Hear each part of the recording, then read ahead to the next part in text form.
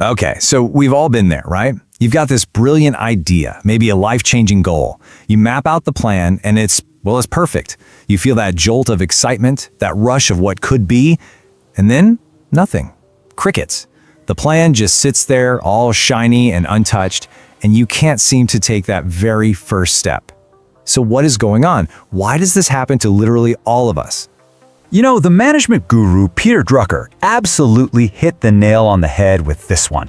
He said plans are basically just nice goals, unless they turn into actual hard work. A plan is just a theory, right?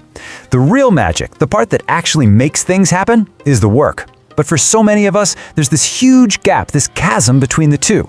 It's that moment, the plan's excitement meets the cold, hard reality of the work. Why is it so incredibly hard to get across that bridge? And look, this isn't just a hunch or a feeling. It's something we can actually measure. I mean, just think about New Year's resolutions. A survey by the Opinion Corporation found that of all the people who make them, only, get this, a tiny 8% are actually successful. 8? That means a staggering 92% of us get stuck somewhere between I'm gonna do it and, well, actually doing it. Turns out, this thing actually has a name in psychology. It's called the intention-action gap. It's the official term for that space between what we want to do and what we actually do. And here's the really important thing to get right away. This isn't some personal failing. It's not you being lazy. It's a really complex psychological hurdle that, and this is the good news, once you understand it, you can totally learn to get over. So in this explainer, what we're going to do. We're going to build a bridge across that gap. First, we'll define it. Then, we'll look at why we get stuck just planning. After that, we'll dive into the psychology of why we don't act. Then we'll get to the good stuff, real strategies for action. And finally, we'll talk about the antidote. All right, so first up, really understanding this gap. You know, just realizing that this is a real documented psychological thing is a huge first step. It lets you off the hook a little bit. It's not just you. It's kind of like a weird feature of how our brains are wired, sometimes working against what we really want. So how can you tell if you're actually trapped in this gap? See, the tricky part is that it often feels like you're being super productive, but it's actually a really clever, sneaky form of doing nothing. So let's diagnose the symptoms. Okay, two of the biggest culprits here are overplanning and analysis paralysis. They're kind of like evil cousins. Overplanning, that's when you spend all your time getting ready to get ready. You're organizing, researching, making the perfect spreadsheet, but not actually doing the thing. Then there's analysis paralysis. That's when you're so swamped by all the choices and what-ifs that you just freeze. You can't make a decision, so you do nothing at all. So how do you know if you're stuck in this loop? Let's do a quick check. Ask yourself this: is your planning time way more than your doing time? Do you feel overwhelmed by decisions, always wondering what the right first step is? Are you holding out for the perfect time or the perfect plan to get started? And, be honest with yourself here. Are you maybe using all this planning to avoid the actual work because the work itself feels kind of scary? Just spotting these signs is a huge step toward breaking free. Now, in some really extreme cases, this can become something researchers are starting to call maladaptive daydreaming. This is where the fantasy of achieving your goal, it becomes so detailed and so rewarding in your head that it actually starts to replace taking action in the real world. It can even interfere with your daily life. It's like the ultimate escape into the dream, without ever having to do the work. Okay, so we've seen what this looks like. But why? Why do our brains do this to us? Let's get into the really fascinating and, sometimes frustrating psychology of how our own minds can sabotage our very best intentions. So let's start with something that sounds completely backward. Why is it that sharing your big goal with someone might actually make you less likely to achieve it? You'd think telling people would help, right? For accountability? Well, a lot of research suggests the exact opposite is true. This is all because of something called the premature reward cycle. Here's how it works. You announce your big, ambitious goal. You say, I'm going to write a novel. Your friend says, wow, that's amazing. And bam, your brain gets this little hit of dopamine, this social praise. It feels great. In fact, it feels so good that your brain kind of tricks itself into feeling like the goal is already partly done. It gets this premature sense of completeness. And ironically, that feeling of accomplishment zaps the motivation you actually need to sit down and do the hard work.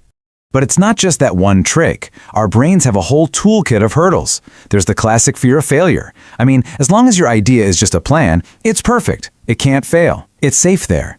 Then you have the myth of the right moment. This idea that you have to wait until you feel ready to start. But here's the secret.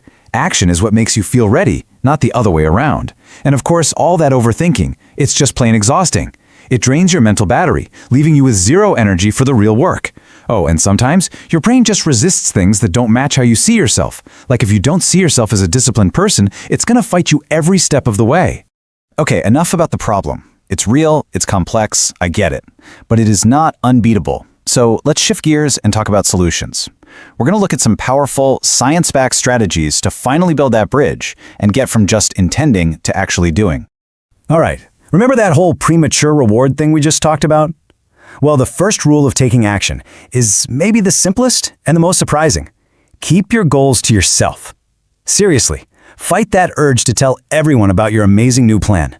Let the work do the talking. The more important a goal is to you, the more you should probably keep it quiet.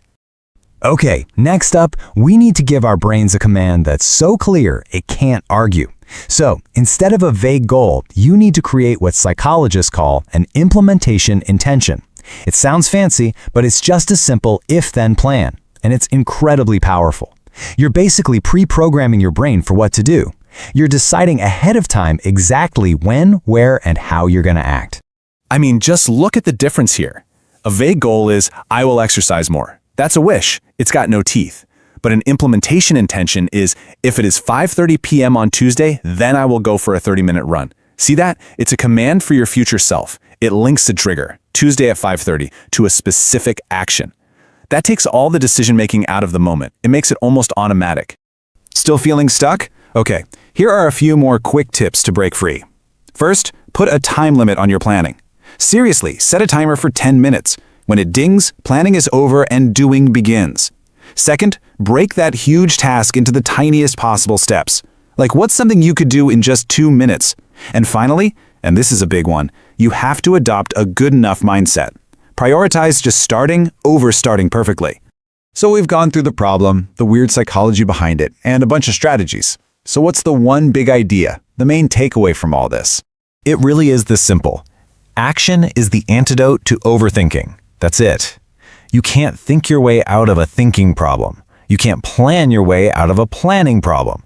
The only way to break the cycle is to act.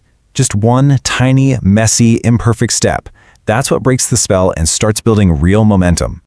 And you've got to remember this. Progress, not perfection, is the name of the game. A messy step forward is worth so much more than a perfect plan that just gathers dust on a shelf. And that brings me to my final and honestly my most important question. And this one's for you. Right now, forget about the huge, grand plan for a second. Forget about next week or next month. What is one tiny, almost laughably small step you can take towards your goal before this day is over? Because that right there, that's where all the magic really happens.